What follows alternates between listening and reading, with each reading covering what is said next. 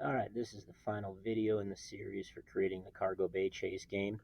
Just a little cosmetic changes, some things to make the game a little bit more playable and a little bit more fitting with a theme. So, if you've ever had a cat, you know they like to chase after laser pointers. At least every cat that I've ever seen does. So, instead of having this just be a ball, we're going to make this be a little bit smaller and red in color so it kind of emulates a laser pointer instead of a big ball. That's also going to help out with our sizes.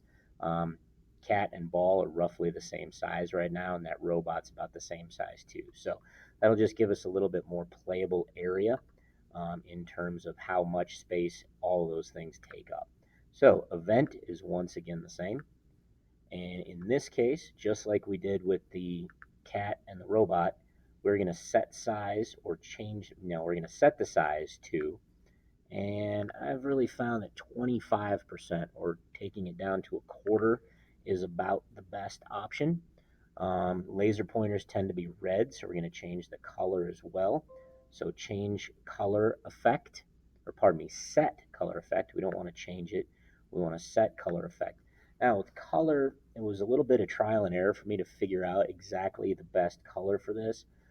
Did some checking online and found that the number of values, if you think about a rainbow, red, orange, yellow, etc., the number of values tend to start at 0 for red, or at least 0 to begin with, and then go up numerically to get to violet or purple. In this case, since we're starting with a yellow ball, we want to go back a couple of colors from yellow to orange to red. So the color value, since it's a yellow ball, but we want it to be red, we're going to set the color effect to -20.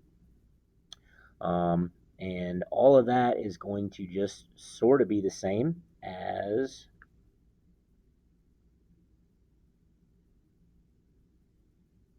where's our bouncing ball? There it went up to the top. So what we can actually do is put this set of color programming right in here. We don't need to have another additional set. So if we just make that break, and put this guy here, that'll set its color and size, and then everything else stays the same. So this one we actually don't need. We can just delete that to get rid of it. So we have 3 sets of programs for the ball. One for what happens when the ball meets the cat, one for what happens when the ball meets the robot, and one that just affects the ball. And you can see that some of this change has already taken effect. So now if I hit the green flag to play the game, we have the robot moving slowly. The mouse is how fast the cat goes, and I can catch the balls, but in the meantime, the robot is trying to get there too, and it speeds up every time. Robot encounters the cat, shuts down the program, and game is over with the high score for me right now of 4. So this concludes it. Make sure you run this program back or these videos back as many times as it takes to get your program the same as mine, and this will be your next turn-in. There'll be a studio set up in Scratch for this program shortly, and I'll be looking for yours. Thank you.